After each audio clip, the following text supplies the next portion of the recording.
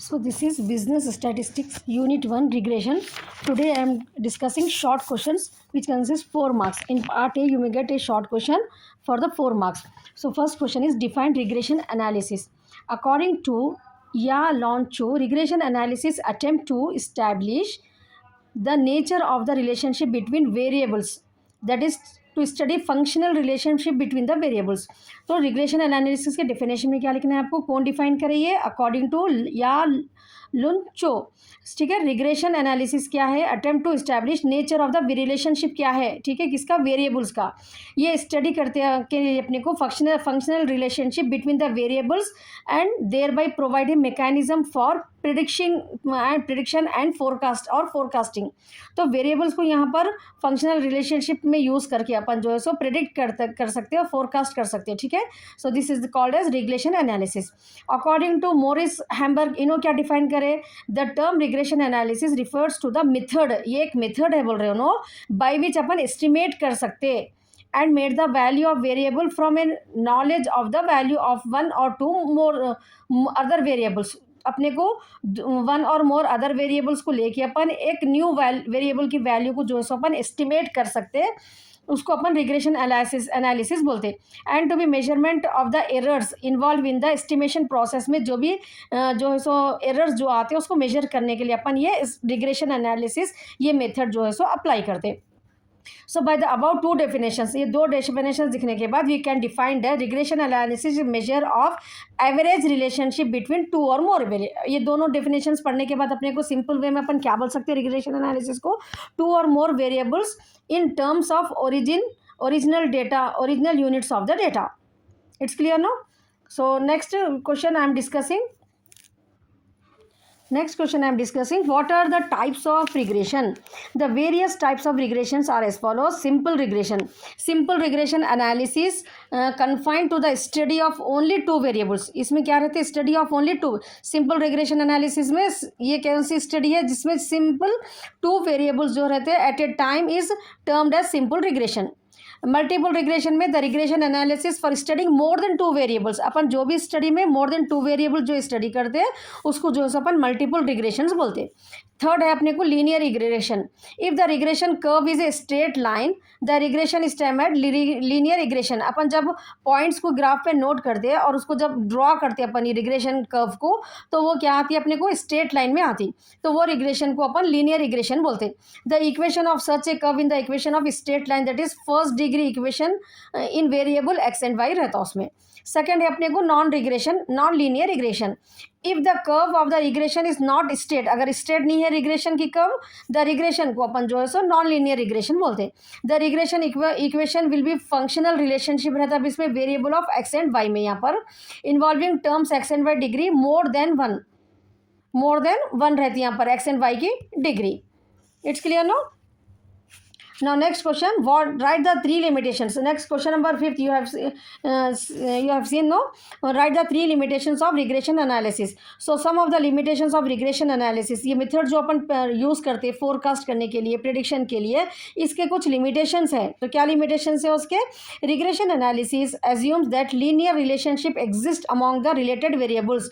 इसमें क्या बोल रहे हो लोग, लीनियर रिलेशनशिप जो एग्जिस्ट होती है ना, जो अपन ग्राफ में ड्रॉ करने के बाद इस लीनियर फॉर्म में जो कर्व फॉर्म होती, वो क्या है बोले तो रिलेटेड वेरिएबल्स रहे तो ही अपने को वैसा फॉर्म होती. But in the area of social sciences linear relationship may not exist among the related variables. लेकिन area of social science में relationship क्या होता, exist नहीं हो सकती क्योंकि among the related variables में. When regression analysis, second point, when regression analysis is used to evaluate the value of dependent variable, जब अपन regression analysis में evaluate करते एक value को dependent variable के based on independent variable, it is assumed that the static condition of relationship exist. तो वहाँ पर कौन सा कंडीशन एग्जिस्ट होता, static condition of relationship exist होता between them. These static condition, ये स्टैटिक कंडीशन जो रहता डज नॉट एग्जिस्ट, लेकिन ये सोशल साइंस में एग्जिस्ट नहीं होता ये. So the assumption minimize the use of regression analysis in social science में अपन रिग्रेशन एनालिसिस को ज़्यादा यूज़ नहीं कर सकते because of this limitations. Next we have third point, the value of dependent variable can be evaluated based on independent variable. यहाँ पर value of dependent variable को अपन क्या कर रहे हैं, evaluate कर रहे हैं independent variable की value को use करते हुए regression analysis में, but only up to some limits, ये थोड़े limit तक ही possible रहता. If the circumstances go beyond the limit, अगर limit से beyond हो गए then results would be inaccurate, results जो है सो inaccurate अपने को फॉर्म होता. तो ये रिग्रेशन एनालिसिस का लिमिटेशन है. So if you get the limitation of regression analysis you have to write this 3 points. Now short problem you may get like this: if r value is given to 0.8 and standard deviation x 2.5, standard deviation y 3.5, find bxy and byx मालूम करो बोल रहे अपने को इसमें. तो r के given जो भी वैल्यूज अपने को क्वेश्चन में दिए फर्स्ट अपने को वो लिख लेने का है. bxy का फॉर्मूला क्या है अपने को, bxy is equal to r standard deviation x by standard deviation y. अब bxy में x पहले आ रहा ना अपने को, तो फॉर्मूले में r के बाद डिनोमिनेटर में ऊपर x लेना, नीचे y लेना, न्यूमरेटर में x, डिनोमिनेटर में y. ठीक है ना. बी एक्स वाई जब अपन करते हैं तो आर उससे मल्टीप्लाई क्या हो रहा है अपने को, standard deviation X by standard deviation Y. अब अपने को वैल्यूज ऑलरेडी है, जस्ट अपने को सब्स्टिट्यूट करने का है. सो फर्स्ट आपको क्या करने का है यहाँ पर 0.8 दिस 2/5 डिवीजन, पहले मल्टीप्लाई नहीं करना. ठीक है, फर्स्ट 2/5 एंड डिवाइडेड बाई 3.5 करना है आपको. 2/5 2.5 3.5 को डिवाइड करें तो अपने को 0.714 आता. उस वो आंसर आ जाने के बाद 0.8 से मल्टीप्लाई करना. ठीक है, अगर आप 0.8 इंटू 2.5 करके ऐसा करें तो गलत हो जाता. पहले आपको 2.5 और 3.5 दोनों को डिवीजन, डी मास रूल याद रखना आपको. पहले डिवीजन का पार्ट को सॉल्व करना रहता, फिर मल्टीप्लीकेशन के, फिर एडिशन के, फिर सब्ट्रैक्शन के. ठीक है, तो यहाँ पर अपने को मल्टीप्लीकेशन और डिवीजन है तो अपन पहले डिवीजन का फॉर्म करना है, डी मास टी. तो 2.5 डिवाइडेड बाई 3.5 अपने को 0.714 आ गया. सो 0.571 जो है सो अपने को बी एक्स वाई की वैल्यू आ गई यहाँ पर. It's clear no, B X Y we got 0.57. Next अपने को क्या करना है, बी वाई एक्स. वाई जब पहले रहता तो आर स्टैंडर्ड डिविएशन वाई पहले लेना, फिर डिनोमिनेटर में स्टैंडर्ड डिविएशन एक्स लेना है.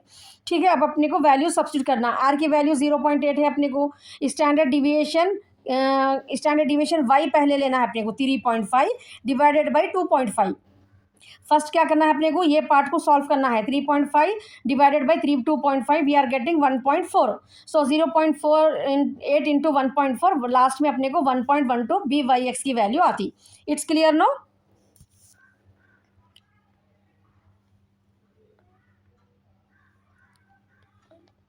नेक्स्ट सेवन्थ बिट भी अपने को सेम है. इसमें जो है ना अपने को 0.6 जो है ना आर की वैल्यू को यहाँ पर जो है सो लामडा के फॉर्म में जो है सो दिए. ठीक है, ये सिंबल जो है ना उसको आर ही है अपना. आर 0.6 है, स्टैंडर्ड डिविएशन एक्स है और स्टैंडर्ड डिविएशन वाई 2 है. Find B X Y B Y X. Same R की वैल्यू आपका ऐसे फॉर्म में भी आपको जो है सो दे सकते हैं यहाँ पर. डोंट गेट कन्फ्यूज, आर भी दे सकते हैं आपको एंड दिस ऐसा भी आपको जो देते लामडा, ये भी जो है सो आपका अपने को यहाँ पर आर की वैल्यू है वो 0.6. It's clear no. So B X Y क्या होता है अपने को यहाँ पर, B X Y R standard deviation X Y standard deviation Y. R की वैल्यू 0.6 है, standard deviation X 1.5 and standard deviation Y 2 है. ठीक है, पहले 15 डिवाइडेड बाई 2 कर लेना है अपने को. सो 15 डिवाइडेड बाई 2 आंसर आने के बाद आपको 0.6 से मल्टीप्लाई करना है वो. First you have to multiply 1.5 divided by 2, what ever answer will get 0.6 से मल्टीप्लाई करें तो आपको 0.45 आ जाता. फिर उसके बाद जो है सो यहाँ पर अपने को बी वाई एक्स में आर स्टैंडर्ड डिविएशन वाई पहले लेने का है अपने को. स्टैंडर्ड डिविएशन वाई पहले लेना है, देन 1.2 डिवाइडेड बाई 1.5 पहले कर लेना उसको, फिर 0.6 से मल्टीप्लाई करें तो आपको 0.799 आंसर आता. उसको राउंड फिगर में 0.8 लिख सकते. It's clear no. Now third question we have coefficient of correlation. ये बहुत इंपॉर्टेंट है. ठीक है, कोई कोएफिशिएंट ऑफ कोरिलेशन, इसमें अपने को कोई coefficient of correlation 0.40 is given and standard deviation X is given 1.5, standard deviation Y is given 2.0 and x is equal to 10 is given, y is equal to 20 is given. Find the regression equation मालूम करना है अपने को y on x. ठीक है, it's clear know with the question समझ में आ गया आप लोगों को. See the full question and now will see. पहले अपने को बी एक्स वाई मालूम करना है, वाई एक्स मालूम करना है. Regression equation Y on X है ना, तो वाई बी वाई एक्स मालूम करने का रहता अपने को, ठीक है। अगर एक्स ऑन वाई दिया तो बी एक्स वाई मालूम करना है। यहाँ पर अपन बी वाई एक्स क्यों मालूम कर रहे हैं? why we are calculating b by x? Because in the question it has given y on x, y and on x if it is given we have to find y x. तो r standard deviation y by standard deviation x, अपने को coefficient और correlation जो दिए ना ये अपना r रहता, ठीक है। Coefficient of correlation is nothing but your r। 3 types में अपने को आर की वैल्यू आ सकती है एग्जाम में, समझ में आ गया ना। आर इज इक्वल टू भी दिए तो सेम, लैम्डा के फॉर्म में भी दिए तो सेम, एंड अपने को कोएफिशिएंट ऑफ कोरिलेशन भी बोले तो आर की वैल्यूज रहती, ठीक है। तो अपन यहाँ पर बी वाई एक्स सेम मालूम कर रहे हैं। R standard deviation R into standard deviation Y by standard deviation X 0.60 into 2 divided by 1.5। So first 2 divided by 1.5 we have to do, 2 divided by 1.5 we have to do first. So 1.33 you are getting, get it no? So 0.60 into 1.33 you will get 0.799. So you round figure 0.8 you will get the answer.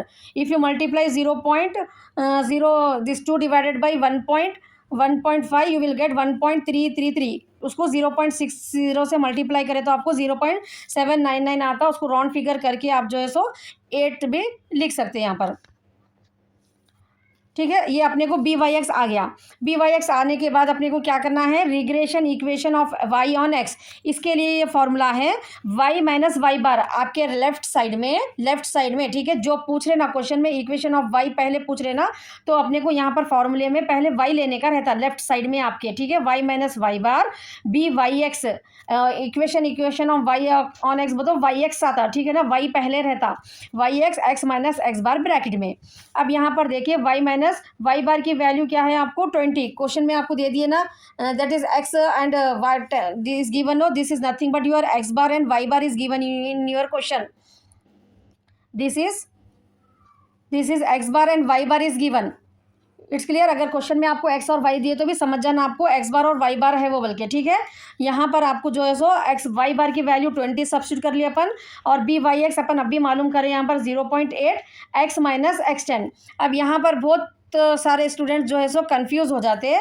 ये 0.8 जो रहता ना, एक बार x से multiply करना रहता उसको, ठीक है। यहाँ पर एक बार एक्स से मल्टीप्लाई करना रहता, फिर एक बार उसको 10 से मल्टीप्लाई करने का रहता अपने को, ऐसा 0.8x फिर 0.8 इंटू 10, क्योंकि a into B minus C, maths में आप लोग पढ़े ना, a into B minus C क्या रहता है? a into B M into C रहता, ठीक है। ये याद रख लो आप लोग, बहुत इंपॉर्टेंट है।